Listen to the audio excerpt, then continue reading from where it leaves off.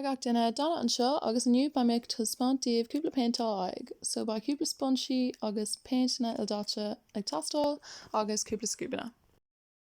An cé ceann ba na daithne dubh, bán agus aráiste ag tastal agus táimid chun tíogar a dhéanamh.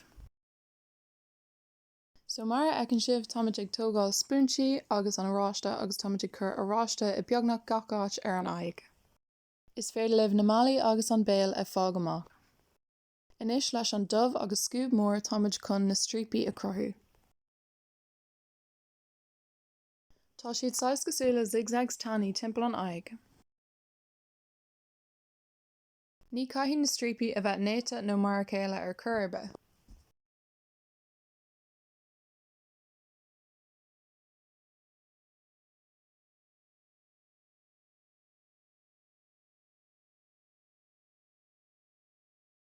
Nuair atá tú sásta le a strípaí, táimid chun an srón a cruthú.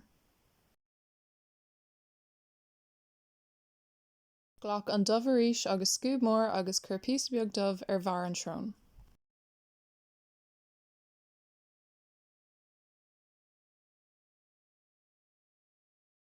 Ghlach spúinte glan agus an bán agus táimid chun an bán a chur ar an spás fágamar thar an bhéal agus thar na malaí. Táimid chun píosa an-bheag bán a chur ar an srón chomh maith.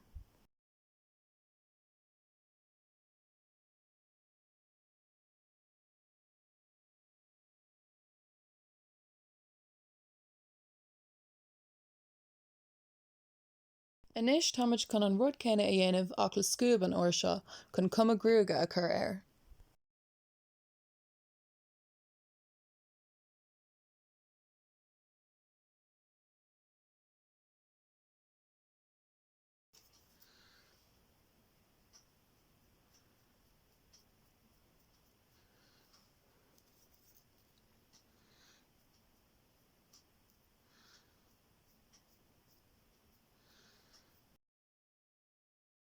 Nuair atá tú sásta le sin, táimid chun cúpla spotí bán a chur ar na taobhanna an srón.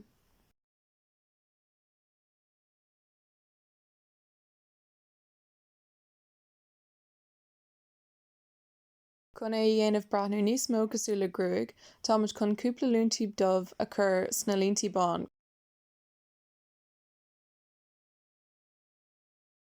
Inis le haghaidh an béal, déan líne amháin ag dul síos ón srón go dtí na beola, agus líon isteach an beola barr leis an dubh.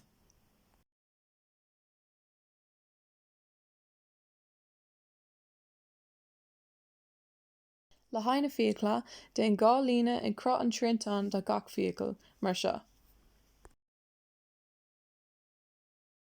Inis táimid ag dul arás ar na spotí bán agus spotí dubh a chur air. Déan cúpla líntaí ar an srón agus níos mó grúig sna malaí.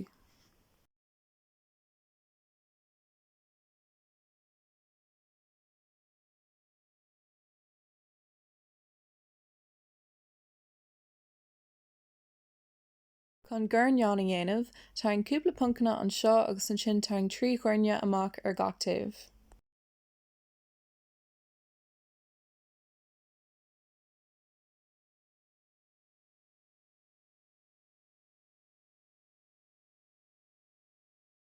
Inis cur píosa beag dearg ar an bheola bun.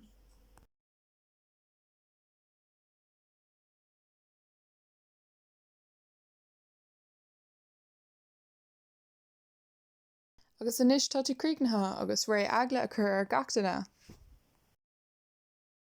An cé ceann eile ba bán, dubh agus dearg ag tastal agus táimid chun madra a cruthú. Tóg an bán agus spúinte nua agus cur bán i ngacáit ar an aghaidh.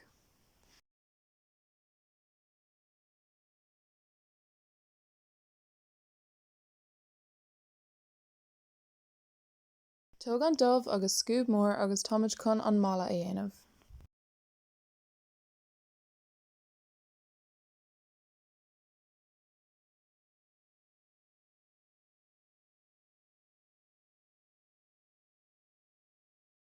Don súil eile, táimid chun patch mór a dhéanamh leis an dubh agus an scúb céine.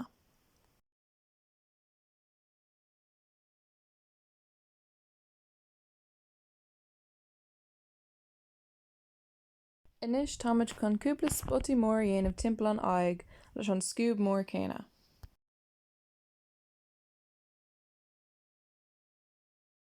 Is féidir libh iad a churann aon áit agus aon bhéid.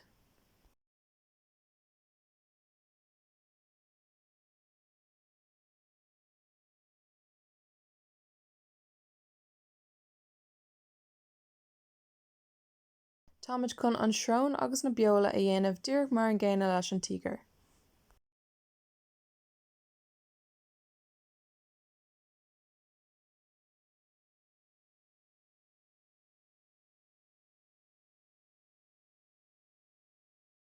Le haghaidh an teanga ghlach scúb tanaí agus an darg agus déan cruth mar seo ar an beola bun.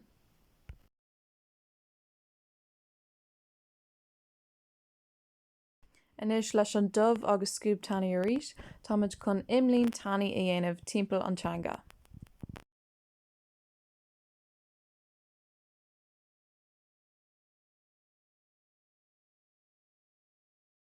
Déan líne amháin síos an lár freisin.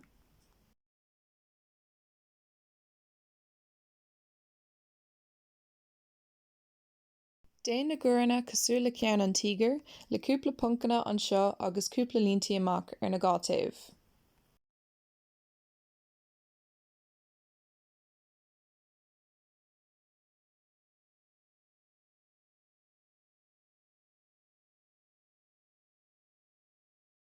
Agus seo é críochnatha cosúlagam gur bhanan sibh teat na bhas. Don cé ceann eile baimiid ag déanamh féileacáin agus ba bán, dubh agus gurm ag teastáil. Tóg spúinte gláán agus an dach gurm agus cur é ar d'aghaidh i cruth cosúla seo.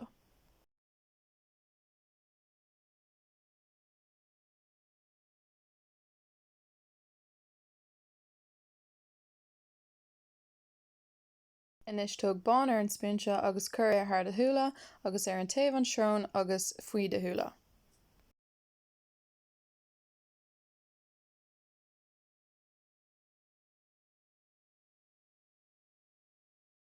Is féidir libh aon líontu crua atá idir an bán agus an gurm a meascán le chéile leis an spúinte.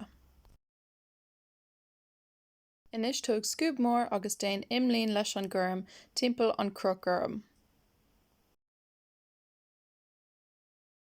Tá seo scíthán an féileacán.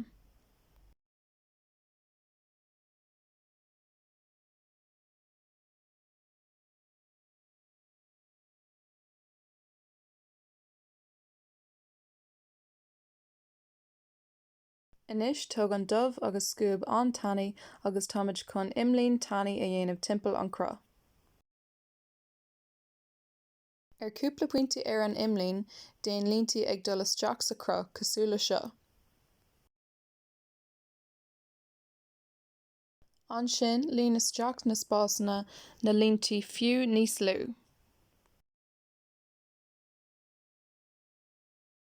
Inis tóg bán ar scúb mór agus déan an corp an féileacán. Is féidir libh cúpla bíseanna a dhéanamh an seo fós leis an bán ar an scúb.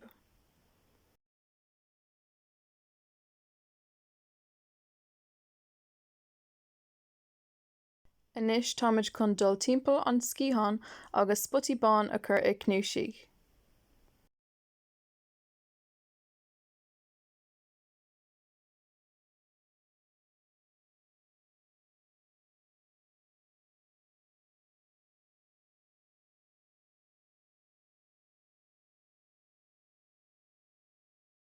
Le dot dubh ar scúb tanaí inis táid chun an taoine a cruthú le bíseanna beag.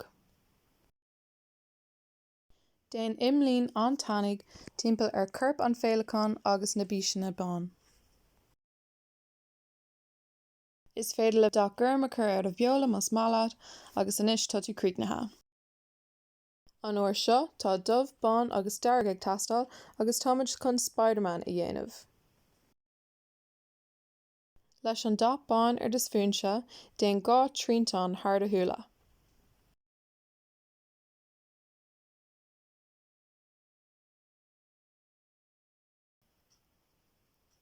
Inis táimid chun an dat dearg a thógáil ar an spionse agus é a chur ar an aghaidh timpeall an bán.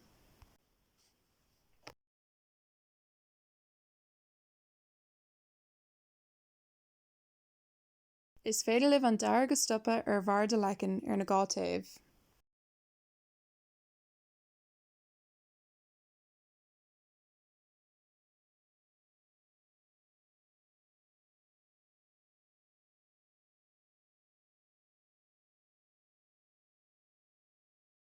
Inis tóg an dat dubh ar scúb tánaigh agus táimid chun imlíonn a dhéanamh timpeall an bán.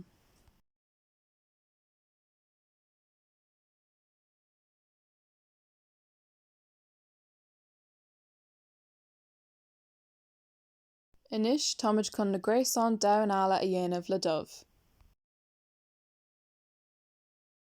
Déan 3 línti ar na lecan mar seo.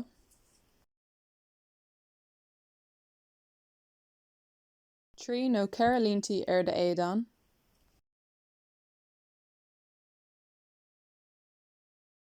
Agus 3 línti ar an lec eile.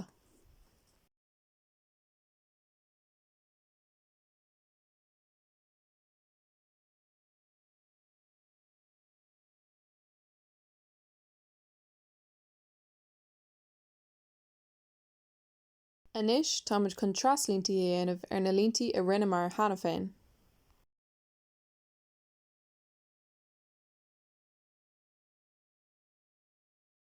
Caithimid domhnála beag a crothú ar an trón inis. Tosú amach le curcail mór dubh le haghaidh an corp. Agus le scúb an-tánaigh táimid chun na cosa a chur isteach.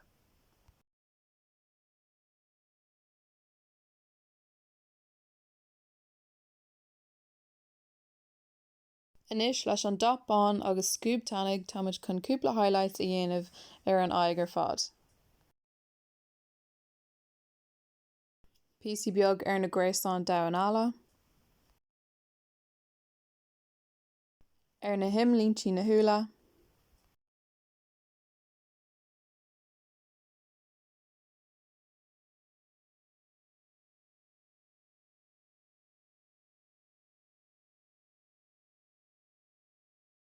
Agus ar an domhnála féin.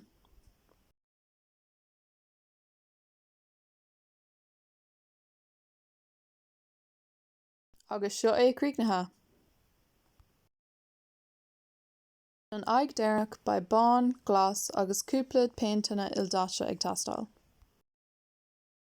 So tosú amach le scúb 6 mór agus déan cúpla bíseanna in aice le a thuail le bán ar an scúb.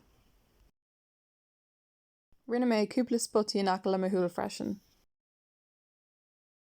Le haghaidh na bláthanna chur lán bán ar de scúb, an scúb céine, agus an sin feadh dath eile agus chur an dath ar just an bhfar an scúb.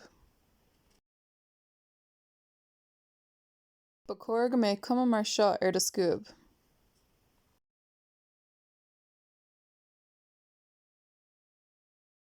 Chur de scúb cothrom ar d'aghaidh mar seo 5 uair agus an sin ba bláthanna agat.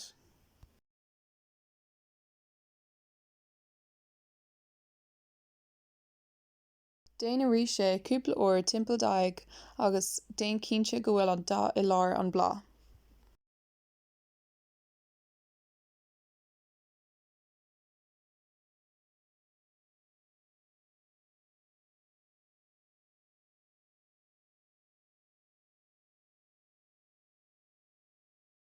Inis táimid chun an rud céine a dhéanamh just le daithne difriúil timpeall an aghaidh.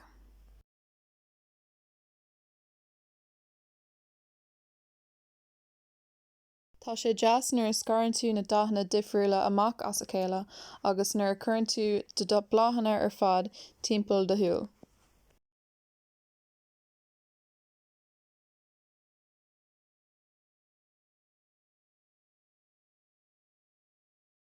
Is féidir libh cúpla petal randomach a chur ar freisin.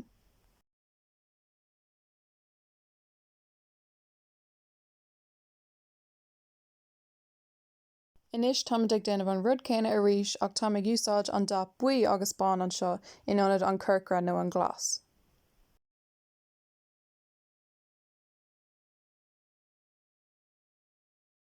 Le scúb tanig agus an dá glas dorcha, táimid chun cúpla bíseanna a dhéanamh.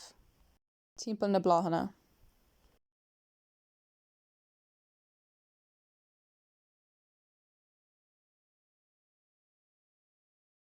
Tá ag déanamh cúpla líntaí isteach sa lár na Bláthanna anseo freisin leis an glas dorcha arís.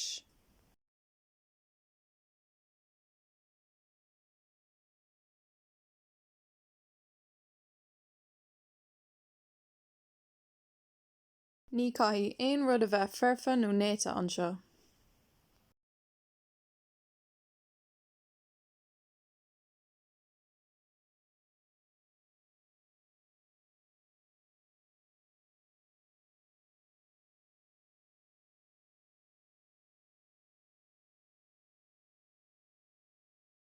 Is féidir libh líontaí a chur thar na líontaí a rinne tú cheana féin nó líontaí nua a crothú.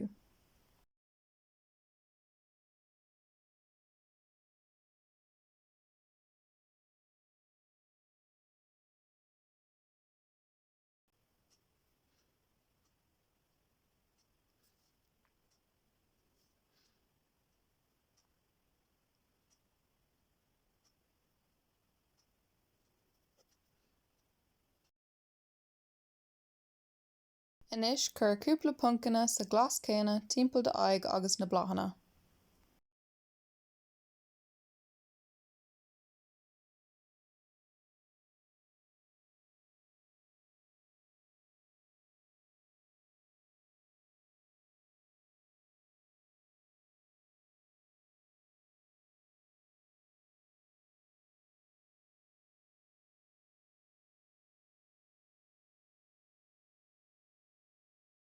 Anois leis an curcur céanna a d'úsáid mar níos lua, táimid chun cúpla puncanna a chur i lár na Bláthanna.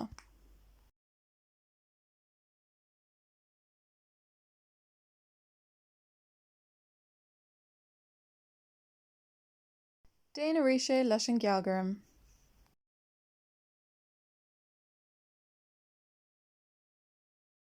Is féidir libh dul thar an glas freisin le na Bláthanna.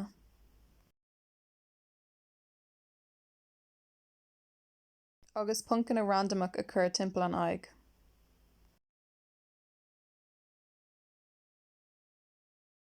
Leis an buí, déanamid an rud céanna go díreach.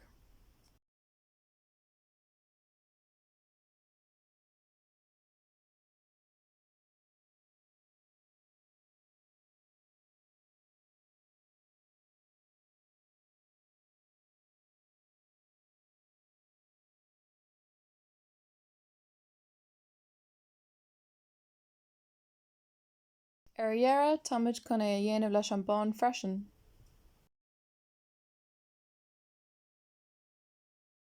Is féidir libh cúpla bíseanna nó puncanna eile a dhéanamh freisin.